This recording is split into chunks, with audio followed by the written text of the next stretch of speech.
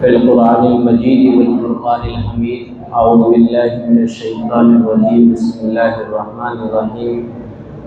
الذين آتيناهم الكتاب ويتلون حق تلاوته أولئك يؤمنون به. صدق الله العظيم.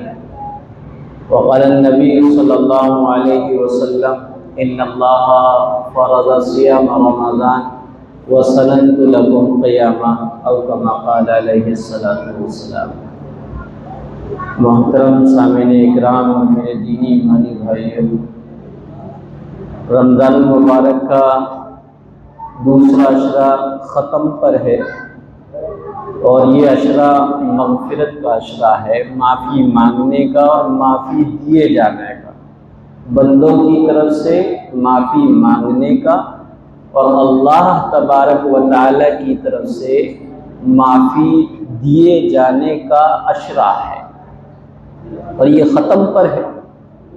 اور ہم سب تمام تر گناہوں اور کوتاہیوں اور کمیوں کے باوجود اور رمضان المبارک کے مہینے میں عبادتوں کا شوق اور رغبت کے بڑھ جانے کے باوجود اللہ سے معافی کے محتاج ہیں.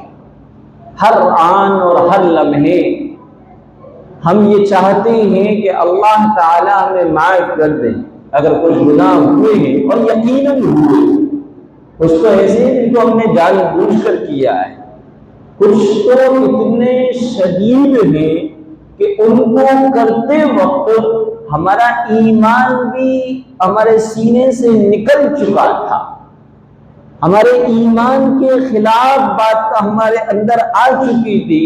مثلا ایمان والوں کا یہ یقین ہے اور عقیدہ ہے کہ اللہ ہر وقت ہر جگہ موجود بھی ہے اور دیکھ بھی رہا ہے، سمیع بھی ہے، سن بھی رہا ہے، بصیر ہے، دیکھ رہا ہے، علیم ہے، جان رہا ہے. لیکن ان گناہوں کو کرتے وقت ہم نے یہ سوچا تھا کہ کوئی نہیں دیکھ رہا. دنیاوی اعتبار سے تمام وہ اسباب اختیار کر لیے تھے جن سے دنیا کے لوگ ہمیں دیکھ سکتے تھے، وہ نہ دیکھیں، اور ہم مطمئن ہو گئے تھے کہ اب کوئی نہیں دیکھ رہا، حالانکہ وہ ذات دیکھ رہی تھی. تو مغفرت کا یہ عشرہ ہے، معافی مانگے جانے کا. اسی طریقے سے قرآن کریم مکمل ہوا ہے تراویحوں میں، اور ختم قرآن کے موقع پر دعا قبول ہوتی ہے.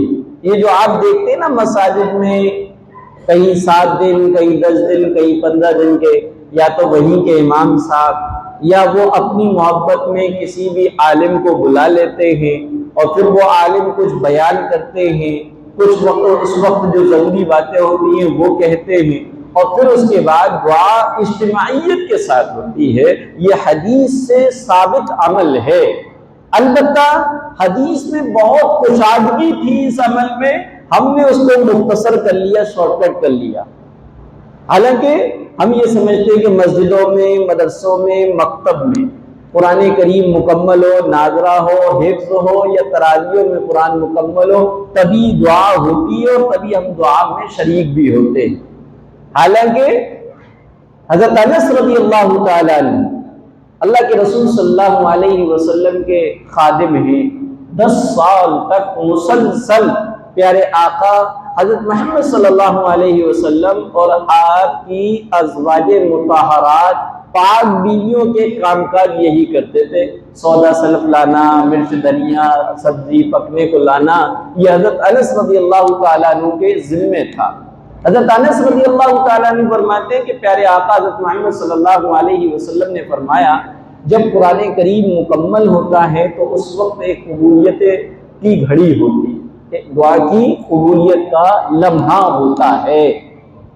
تو حضرت انس فرماتے ہیں پیارے آقا کے اس فرمان کی وجہ سے ہمارے اہل خانہ میں جب کسی کا قرآن کریم تلاوت کے اعتبار سے مکمل ہوتا، قرآن کریم کو پڑھتے پڑھتے جب قرآن کریم مکمل ہو جاتا، چاہے بچے کا ہوتا، بچی کا ہوتا، اہلیہ کا ہوتا یا خود میرا ہوتا، تو ہم اہل خانہ کو بٹھال کر دعا کیا کرتے تھے.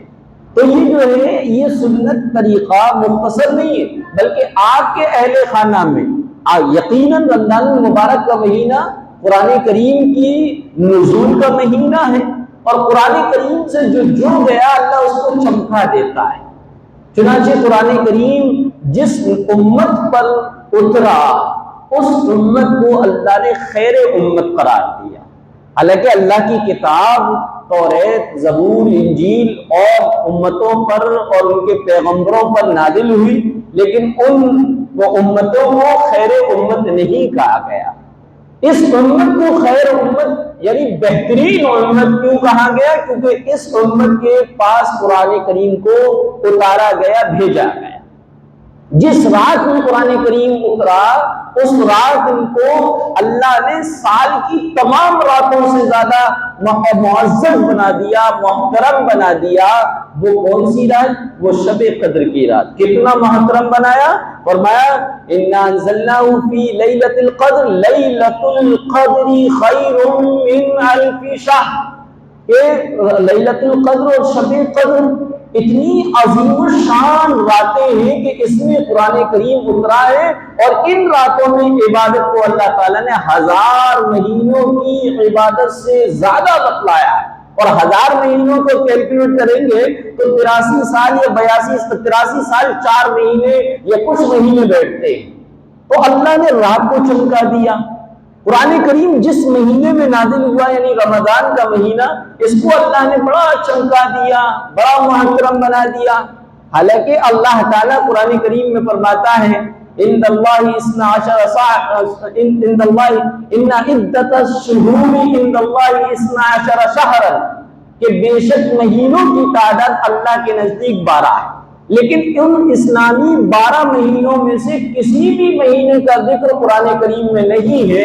ہاں ذکر ہے تو قرآن رمضان کا ہے، اور رمضان کے بارے میں فوراً اس طریقے سے بتایا گیا شہر رمضان الذی انزل فیہ القرآن، کہ رمضان کا مہینہ وہ مہینہ ہے جس میں قرآن اترا ہے۔ تو قرآن سے جڑ جانے کی وجہ سے اللہ نے مہینے کو معزز بنا دیا۔ قرآن جس نبی پر اترا اس نبی کو اللہ نے امام الانبیاء بنا دیا۔ پیارے آقا حضرت محمد صلی اللہ علیہ وسلم جن پر ہماری جان اور ہمارے ماں باپ قربان ہو، ہم انہی کے امتی ہیں۔ اللہ کے نزدیک کتنے محبوب تھے، کیا مقام و مرتبہ کا ہم اور آپ سنتے ہیں۔ علماء سے یہ 12 مرتبہ یہ ہم نے سنا ہے کہ وہ ہوتے کہ پیارے آقا کے وسیلے سے اور ان کے طفیل سے یہ جان ہے، یہ جہان ہے۔ اگر وہ نہ ہوتے تو یہ دنیا کا نظام نہ ہوتا۔ حضرت آدم علیہ السلام نہیں تھے، اس وقت بھی اللہ کے علم میں پیارے آقا حضرت محمد صلی اللہ علیہ وسلم موجود تھے۔ لا الہ الا اللہ محمد رسول اللہ عرش پر لکھا ہوا تھا۔ حضرت آدم علیہ السلام نے پوچھا اللہ یہ تیرے نام کے ساتھ کس کا نام لکھا ہوا ہے؟ حالانکہ کلمے تو اور بھی تھے۔ آدم علیہ السلام کو جو کلمہ دیا گیا وہ تھا لا الہ الا اللہ آدم خلیفۃ اللہ۔ موسیٰ کو جو کلمہ دیا گیا وہ لا الہ الا اللہ موسیٰ کلیم اللہ۔ اسماعیل علیہ السلام کو جو کلمہ دیا گیا وہ تھا لا الہ الا اللہ اسماعیل ذبیح اللہ۔ ابراہیم علیہ السلام کو جو کلمہ دیا گیا وہ کلمہ تھا لا الہ الا اللہ ابراہیم خلیل اللہ۔ اسی طریقے سے جو ہے عیسیٰ علیہ السلام کو جو کلمہ دیا گیا وہ تھا لا الہ الا اللہ عیسیٰ روح اللہ۔ تو یہ کلمے تو ہوں، لیکن اس کلمے سے پہلے پیارے ہمارا جو وہ کلمہ جس کو ہم نے پڑھ کر اسلام کو اختیار کیا ہے وہ کلمہ عرش پر لکھا ہوا تھا، اور تمام کلمے عرش پر نہیں لکھے تھے، وہ تمام نبیوں کو فرش پر دیے گئے، لیکن کلمہ فرش والوں کو دینے سے پہلے جو ہمارا کلمہ ہے وہ عرش پر لکھا ہوا تھا۔ تو اللہ تعالیٰ نے قرآن سے جڑ جانے پر جو ہے ہر چیز کو محترم بنا دیا، معزز بنا دیا۔ خود ہم اور آپ دیکھیں کہ قرآن کریم کے اوپر جو غلاف چڑھا ہوتا ہے وہ کپڑا زیادہ قیمتی نہیں ہوتا، اس کے بالمقابل بڑے بڑے قیمتی کپڑے ہم اور آپ پہنتے ہیں۔ عید کی شاپنگ بھی کریں گے آپ یا کر رہے ہوں گے، حالانکہ عید کی شاپنگ کو پہلے کر لینا چاہیے۔ رمضان کا آخری عشرہ، یہ رمضان ہم سے جا رہا ہے، پتہ نہیں ہماری زندگی کا آخری رمضان نہ ہو جتنے رمضان کی قدر کرنا چاہیے اتنی ہی رمضان کی ناقدری کرنے والے ہم بن جاتے ہیں۔ اب پورا ہو گیا، اب آپ سمجھیں گے بس چھٹی، اب پھر بازاروں کا رخ کریں گے، پھر کیا ہوگا؟ تراویح تو گئی عشاء بھی چلی جائے گی۔ اور اللہ ہی آپ تصور کر سکتے ہیں کہ رمضان المبارک کے مہینے میں فرضوں کو چھوڑ دیا جائے۔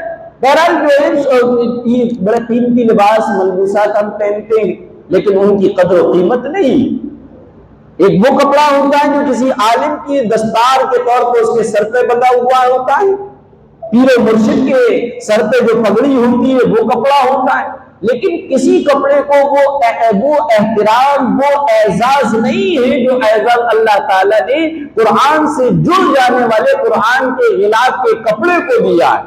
ہم اور آپ نے کبھی کسی مرشد کی پگڑی کو نہیں چوما ہوگا، ہم اور آپ نے کسی عالم کے پگڑی کو چوما نہیں ہوگا، نہ چومنے کی چاہت کی ہوگی، لیکن اس کے برخلاف قرآن کریم سے جڑا ہوا تعلق رکھنے والا وہ غلاف کا کپڑا، اس کو نہ صرف یہ کہ چومنے کی تمنا بلکہ ہم چومتے ہیں، پہلے قرآن اٹھاتے ہیں، کھولتے بعد میں اس کو شاید ارادہ کر لیں گے کہ لکڑیاں ہمیں آتی بھی ہیں، وہ اس پہ چڑھ بھی جاتے ہیں، لیکن قرآن کریم سے تعلق رکھنے کی وجہ سے وہ اس لکڑی کا ادب و احترام بھی اللہ تعالیٰ نے دے دیا۔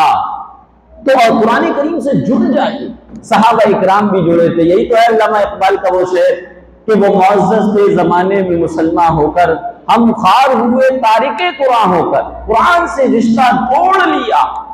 قرآن کے بارے میں اللہ نے فرمایا الذین آتیناہم الکتاب، کہ وہ لوگ جن کو ہم نے اپنی کتاب کلام اللہ اور قرآن دیا، وَيَتْلُونَ حَقَّ تِلَاوَتِهِ، اور وہ لوگ قرآن کریم کے تلاوت کا حق ادا کرتے ہیں، قرآن کریم کو پڑھتے ہیں، اولئک یؤمنون بہ، اللہ کہہ رہا ہے کہ یہی ہے ایمان والے، یہی ہے ایمان والے جو قرآن کو پڑھتے بھی ہیں، قرآن پر ایمان بھی رکھتے ہیں۔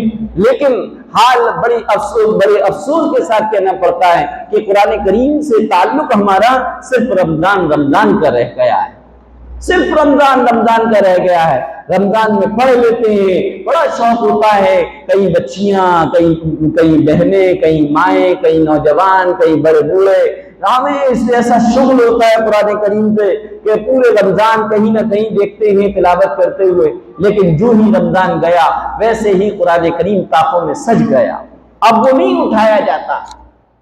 عجیب بات تو یہ، ہم نے قرآن کریم کے گھر میں ہونے کو بھی منحوس سمجھ لیا۔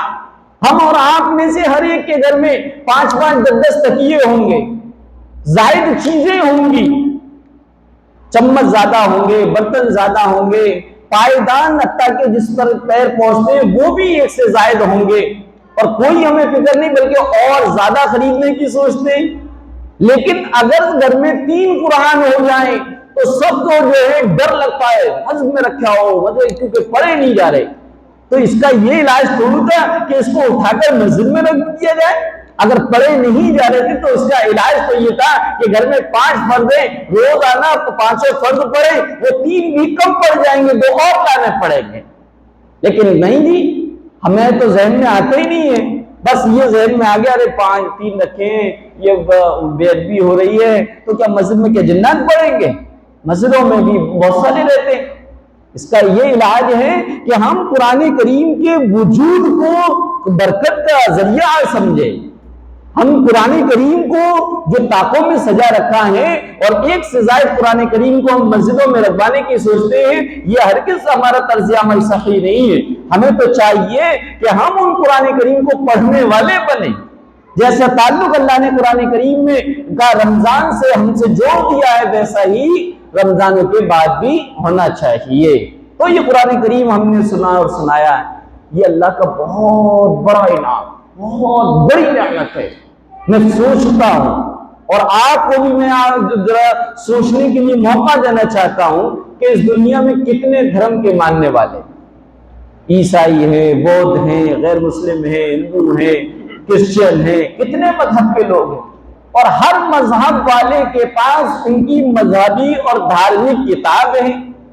آپ کسی بھی مذہب والے سے پوچھے آئے کہ بھائی تمہاری جو مذہبی اور دھارمک کتاب ہے، کیا تمہارے یہاں پر کوئی ایسا نظام ہے، کوئی ایسا سسٹم ہے کہ جس کی وجہ سے تم نے اپنی دھارمک کتاب کو شروع سے لے کر آخر تک پڑھا ہو یا پڑھتے ہو یا سنتے ہو؟ تو شاید آپ کو جواب یقیناً یہ ملے گا کہ نہیں، ہمارے یہاں ایسا کوئی نظام نہیں ہے، بلکہ ان کے دھرم گرو بھی اپنی دھارمک کتاب کو پورا نہیں پڑھتے، کچھ اشلوک ہوتے ہیں، کچھ وہ ہوتے ہیں، بس وہی پڑھتے رہتے ہیں۔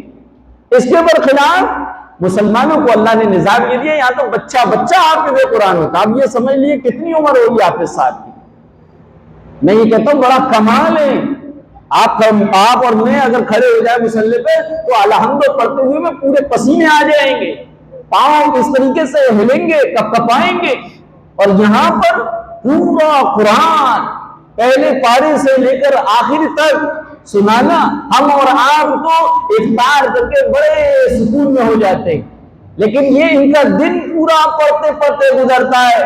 افطار ہونے کے بعد ان کی دل کی دھڑکن اور تیز ہوتی ہے کہ کہیں غلطی نہ آ جائے، کہیں میں بھول نہ جاؤں۔ اگر یہ رکوع میں جاتے ہیں، سجدے میں جاتے ہیں، پھر اٹھتے ہیں، ان کو رکعات کی تعداد بھی یاد رکھنی ہے، ان کو یہ بھی یاد رکھنا ہے کہ کہاں سے چھوڑا ہے، پھر آگے سے وہاں سے پڑھنا ہے۔ ہم اور آپ اگر 3 رکعت ہو جائیں تو کیا ہے، کچھ نہیں پتہ لگتا ہے، سلام پھیرنے کے بعد احساس ہوتا ہے 3 ہو گئی، 2 ہو گئی، یقین سے کوئی نہیں کہہ پاتا۔ کیوں؟ کیونکہ ہم اور آپ تو بس سن رہے ہیں۔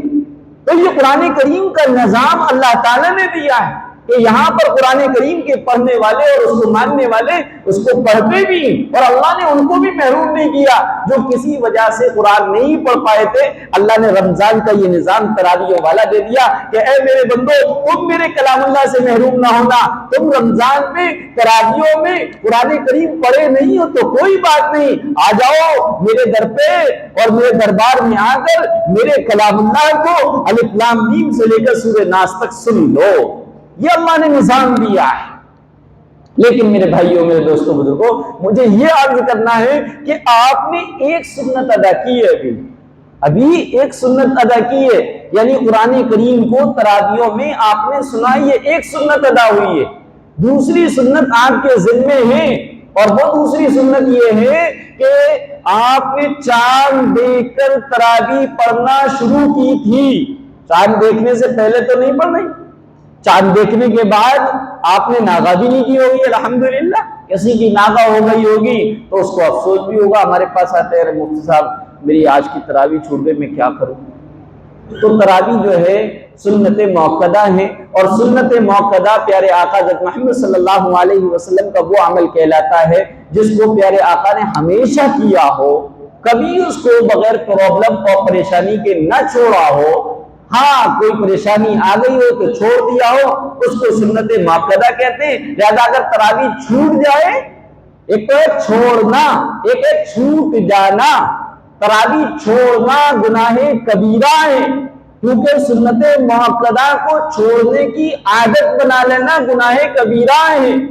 تراویح اگر چھوٹ جائے کوئی بات نہیں، اس کی قضا بھی نہیں ہے۔ ہاں یہ ہے کہ سحری کے وقت کے ختم سے پہلے اگر آپ کی تراویح چھوٹ گئی ہیں تو آپ گھر پہ پہنچ کے پڑھ سکتے ہیں، جماعت سے نہیں ملے تو کوئی بات نہیں۔ تو میں عرض کر رہا تھا کہ تراویح آپ نے جس طریقے سے چاند دیکھ کر ہم نے اور آپ نے پڑھانا شروع کی تھی، یہ تراویح، یہ سنت موقدہ، یہ عبادت جو ہے چاند دیکھنے تک ہے، چاند دیکھنے تک پڑھنا ہے۔ ہاں بس ایک کنسیشن یہ ملا، حافظ صاحب کے پیچھے آپ نے پورا قرآن کریم سن لیا، حافظ صاحب نے سنا دیا، اب ایک سہولت مل گئی، کنسیشن مل گیا کہ اب آپ کو مسجد سلطان حسن ہی میں آ کر عشاء پڑھنا لازمی نہیں ہے، کیونکہ آپ کے قرآن کی ترتیب اب پوری ہو گئی، اب نہیں بگڑے گی۔ اب اگر آپ مارکیٹ میں ہیں، رشتہ داروں میں ہیں، بہن بیٹیوں کو عیدی دینے گئے، وہاں پر موقع ہو جائے تو وہیں پر پڑھ لیں، اذان ہو جائے عشاء پڑھے، عشاء کے بعد تراویح پڑھے۔ لیکن اگر کوئی تراویح کو آج کے بعد ہم میں سے کوئی یہ سوچے کہ تراویح کی چھٹی ہو گئی تو قسم خدا کی یہ اللہ کا نظام ہے جو رسول اللہ کے طریقوں کو چھوڑتا ہے اللہ اپنے طریقوں اپنے حکموں سے پر عمل کرنے سے بھی محروم کر دیتا ہے۔ جو یہ سوچ لیں گے کہ تراویح کی چھٹی، میں سمجھتا ہوں ان کے عشاء کے بھی لالے پڑ جائیں گے، اس لیے تراویح کی ابھی چھٹی نہیں ہے، تراویح پڑھنی ہے، ویسے ہی پابندی کے ساتھ پڑھنی ہے۔ ہاں ایک اور کنسیشن یہ ملا، سہولت ملی کہ اب پون گھنٹے یا سوا گھنٹے میں حافظ صاحب پڑھاتے تھے، اب سورہ تراویح ہوگی تو 20 منٹ میں یا 35 منٹ میں آپ فارغ ہو جائیں گے، یہ آپ کو دوسری سہولت ملی ہے، لیکن چھٹی نہیں ہوئی ہے۔ دراصل قرآن کریم کو یہ سنا ہے اور سنایا گیا ہے، اس میں کہیں نہ کہیں کوتاہی ہوئی ہوگی، اور یقیناً ہوئی، سننے میں بھی سنانے میں بھی، ہو سکتا ہے سنانے میں نہ ہوئی ہو، آپ کے سامنے خوب محنت کی ہو، لیکن سننے میں تو ہم لوگوں سے ہوئی ہے۔ کیوں؟ اس لیے کہ قرآن کریم کا سننے کا جو ادب تھا وہ ادب ہم نے اس کو پاس نہیں کیا، اس کا لحاظ نہیں رکھا۔ کیا ہے؟ قرآن کریم میں فرمایا گیا وَإِذَا قُرِئَ الْقُرْآنُ فَاسْتَمِعُوا لَهُ وَأَنصِتُوا لَعَلَّكُمْ تُرْحَمُونَ، جب قرآن کریم پڑھا جائے تو خاموش رہو، غور سے سنو۔ قرآن کریم پڑھا جائے تو خاموش رہو، ایک حکم، اور غور سے سنو۔ کبھی کبھی ایسا ہوتا ہے انسان کو سن رہا ہوتا ہے لیکن وہ کچھ کام بھی کر رہا ہوتا ہے، تو لیکن قرآن کریم کے بارے میں فرمایا خاموش رہنا بھی ہے اور غور سے سننا بھی ہے۔ یہی وجہ ہے کہ قرآن کریم چاہے نماز میں ہو، چاہے تراویح میں ہو، چاہے نماز سے باہر ہو، جب کوئی پڑھ رہا ہے اور اس کے پاس کوئی بیٹا ہے یا جو ہے امام کے ساتھ نماز میں شریک ہے تو اس کو خاموش بھی رہنا ہے، غور سے سننا ہے۔ 3 نمازیں ہیں، ایک فجر ہے، مغرب ہے، عشاء ہے۔ ان 3 نمازوں میں چونکہ امام صاحب زور سے قرات کرتے ہیں، لہذا کیا حکم ہے؟ بس آپ اگر امام کے ساتھ شامل ہوئے ہیں تو اللہ اکبر نیت کہہ کر نیت باندھ لیں، سبحانہ پڑھنا ہے، پھر اس کے بعد خاموش ہو جانا ہے، خاموش ہو جانا ہے۔ اور خاموش یعنی آپ کو سورہ فاتحہ نہیں پڑھنی امام کے پیچھے، آپ کو الحمد نہیں پڑھنی، بلکہ امام جو پڑھ رہا ہے اس کو غور سے سننا ہے اور خاموش بھی رہنا ہے۔ 2 نمازیں ایسی تھیں جس میں امام پڑھ تو رہا ہے، ہمیں یقین ہے امام پڑھ رہا ہے، کیونکہ اگر امام نہیں پڑھے گا تو نماز نہیں ہوگی، لیکن وہ ہمیں سنائی نہیں دے رہا۔ جب سنائی نہیں دے رہا تو ایک حکم ختم ہو جائے گا، سننے کا حکم ختم ہو جائے گا، لیکن خاموش رہنے کا حکم باقی رہے گا۔ لہذا ظہر اور عصر میں بھی امام کے پیچھے جو لوگ نماز پڑھتے ہیں وہ سبحانہ پڑھ کے خاموش ہو جائیں گے، کچھ نہیں پڑھیں گے، نہ الحمد پڑھیں گے، نہ سورت پڑھیں گے۔ آپ میں سے کوئی پڑھتا ہے تو نہیں ہے، اگر پڑھتا ہو تو نہیں پڑھے، منع ہے۔ تو اسی طریقے تراویح میں آپ جو ہے خاموش ہو جائیں، سبحانہ پڑھنے کے بعد الحمد پڑھی جا رہی ہے، قرآن ہے، غور سے سنیے گا، پھر پارا شروع ہو گیا، وہ قرآن ہے، پڑھا جا رہا ہے، خاموش رہیے، غور سے سنیے گا، یہ قرآن کی عادت تھے۔ لیکن ہم سے بڑی کوتاہی ہوئی، بات چیتوں میں لگے ہوئے تھے، قبلے کی طرف پاؤں پھیلا کر بیٹھے ہوئے تھے، سستا رہے تھے۔ ارے سستانے کے لیے شریعت نے کتنا بہترین نظام دیا، ہر 4 رکعت کے بعد بیٹھ جائیے، ترویحہ جسے کہتے، ترویح کے معنی ہی ایسے ہیں جو راحت والا ہو، سکون والا ہو۔ خود تراویح بھی راحت اور سکون والی عبادت کو کہا جاتا ہے، تراویح راحت اور سکون والی عبادت کو کہا جاتا ہے، لیکن ہم نے اس کو اتنا سپر فاسٹ بنایا کہ بس جلدی سے پوری ہو جائے۔ بلکہ قرآن کریم کے تعلق سے تو ہمارا جو رویہ ہے نا اتنا غلط ہے کہ اللہ بچائے۔ ہمیں جو ہے 35 منٹ یا 25 منٹ میں پوری رکعتیں تراویح مع جماعت اور وتر کے اگر کوئی حافظ صاحب سنا دے تو بڑے اس کے تذکرے کیے جاتے ہیں، ارے فلاں صاحب، چاہے وہ قرآن کریم سمجھ میں آئے یا نہ آئے۔ اور اگر کہیں قرآن کریم کو آپ صاحب صحیح سے پڑھیں، ترتیب کے ساتھ پڑھیں، ٹھہر کر پڑھیں اور 1 گھنٹہ سوا گھنٹے میں فارغ کرے تو لوگوں کو کھسیاٹ آتی ہے، ارے یار کیسے پڑھ رہے، فاسٹ نہیں پڑھ رہے، جلدی نہیں پڑھ رہے۔ ہاں کیسا مزاج ہو گیا۔ قرآن کریم کے اندر تو یہ معجزہ ہے، قرآن کریم کا یہ معجزہ ہے۔ ایک وہ بچہ بیٹھا لیجئے جو خواتین سے قرآن پڑھا ہو، ایک وہ بچہ بیٹھا لیجئے گا جو مسجد یا مدرسے میں پڑھا ہو، اور دونوں بچوں کے قرآن کریم کو آپ سنیے گا۔ آپ قرآن کریم پڑھے ہوئے نہ بھی ہوں تب بھی آپ کا دل گواہی دے گا ہاں یہ بچہ اچھا پڑھ رہا ہے، اس بچے کا کچھ سمجھ میں نہیں آ رہا۔ کیوں؟ یہ قرآن کریم کا معجزہ ہے، یہ دلوں پر اثر کرتا ہے۔ بہرحال قرآن کریم کے اس سننے سنانے میں غلطیاں ہوئی ہیں، اسی غلطی کی اللہ تعالیٰ سے معافی مانگنی ہے، اور معافی مانگنے کا طریقہ کیا ہے؟ دعا ہے۔ اللہ کے رسول نے فرمایا دعا مخل عبادہ، کہ دعا عبادت کا مغز ہے۔ لیکن اللہ بچائے ہم لوگوں کو جو عمل ہے، آپ لوگ جو ہے برا نہ مانیے گا، میں حقیقت کہہ رہا ہوں اس لیے کہ میں اسی سماج کا حصہ ہوں کہ ہم نے دعاؤں کا بھی مذاق بنا لیا ہے۔ کیا افطار کا وقت قبولیت دعا کی گھڑی ہوتی ہے، دعا مانگ رہے ہیں۔ کہیں تو آپ کو شکنجی کی برف یاد آئے گی کہ ارے شکنجی میں برف نہیں، برف ڈال دو، دعا مانگ رہے اللہ بہت سارے۔ پھر کیا ہے؟ تربوز میں نمک کی یاد آئے گی کہ تربوز میں نمک ڈال دیجئے۔ یعنی پوری افطاری کا معائنہ کر رہے ہیں، اللہ سے دعا نہیں مانگ رہے، دھوکہ دے رہے ہیں، ہاتھ یوں پھیلے ہوئے پوری اس کو دیکھ رہے ہیں افطاری کو، ارے چمچ نہیں ہے، چمچ لا کے رکھ دیجیے گا، اللہ ارے وہ جگ میں جگ نہیں رکھے، گلاس نہیں رکھے، گلاس رکھ دیجیے۔ یہ حال ہے ہمارا، یہ دعاؤں کا حال ہے۔ اللہ تعالیٰ مانگنے سے خوش ہوتا ہے اور نہ مانگنے والوں سے ناراض ہوتا ہے، اور جو مانگنے کو کھیل بناتے ہیں اللہ ان سے بھی ناراض ہوتا ہے۔ اور میں تو یہ کہتا ہوں کہ افطار کے وقت افطاری کے دسترخوان پہ ایک کپڑا ڈال دیجئے تاکہ شیطان آپ کے مائنڈ کو افطاری میں نہ لگائے اور آپ اپنے دل و دماغ سے اللہ کی طرف متوجہ ہو کر مانگنے والے بن جائیں۔ لیکن دعا کی قبولیت، دعا کے بارے میں ایک اور ہے، ایک اور برا طرز عمل ہمارا یہ ہے کہ ہم یہ سمجھتے ہیں کہ دعا قبول ہی نہیں ہوتی، مانگتے تو ہیں اللہ سے، اللہ دیتا ہی نہیں ہے۔ دیکھیے دعا کی قبولیت کے 3 درجے، آپ نے جو مانگا اللہ نے آپ کو دے دیا، آپ نے کہا اللہ میرا کام نہیں چل رہا اور وہ خوب دعا مانگی، صبح جو ہے مینیجر کا فون آ گیا کہ آپ کو آنا ہے ملا جی، کام پر آنا ہے، بیلن والا نہیں ہے یا ٹھنڈی بتی والا نہیں ہے، یا آپ کو پاس آرڈر آ گیا، تو آپ سمجھتے ہیں ہاں دعا قبول ہو گئی، یقیناً ایسی دعا قبول ہو گئی۔ لیکن دوسرا درجہ یہ کہ آپ نے جو کچھ اللہ سے مانگا اللہ تعالیٰ نے وہ آپ کو نہیں دیا، لیکن اس کے بدلے میں آپ کے اوپر آنے والے حالات اور مصیبتوں کو اللہ تعالیٰ نے دور کر دیا جو آپ کو معلوم بھی نہیں چلے، یہ بھی قبولیت دعا کا درجہ ہے۔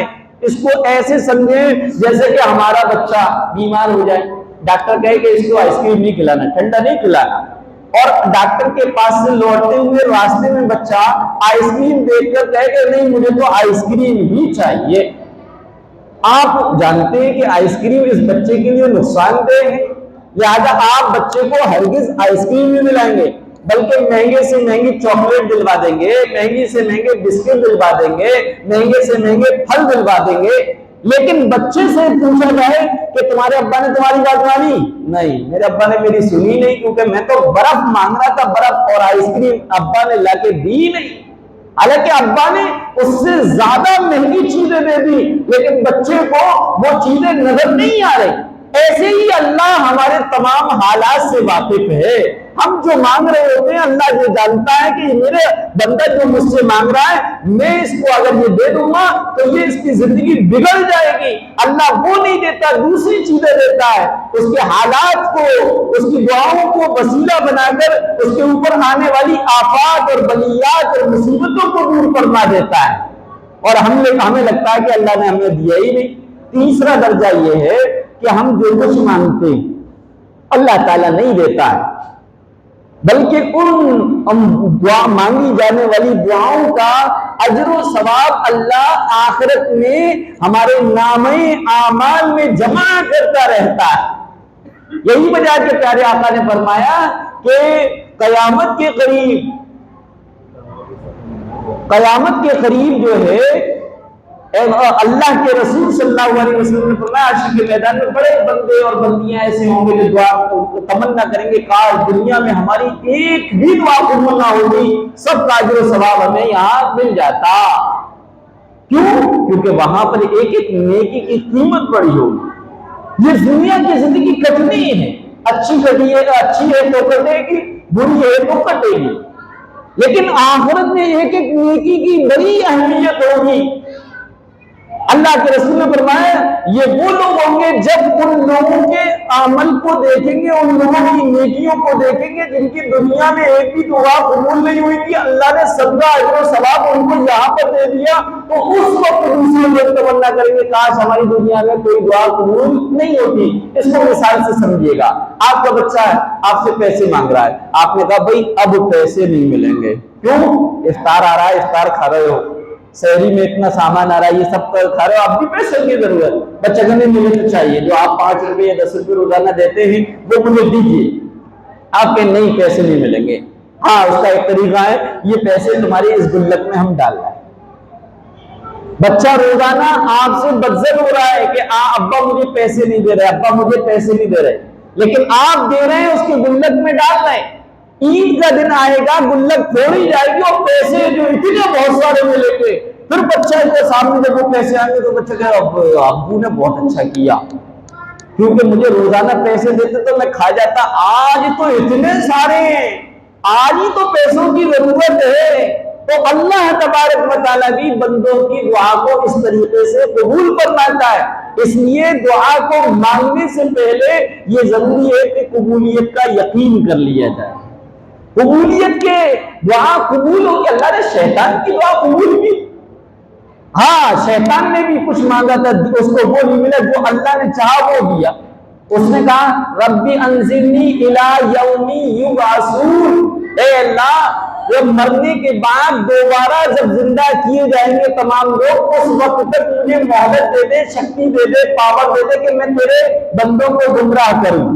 اللہ نے کہا ہم نے تمہاری دعا قبول کر لی، تمہیں مہلت ملے گی، لیکن دوبارہ زندہ ہونے تک نہیں، بلکہ ہر انسان کی زندگی تک اس کو طاقت ہے، شیطان کو طاقت ہوتی ہے کہ اس کو گمراہ کرے۔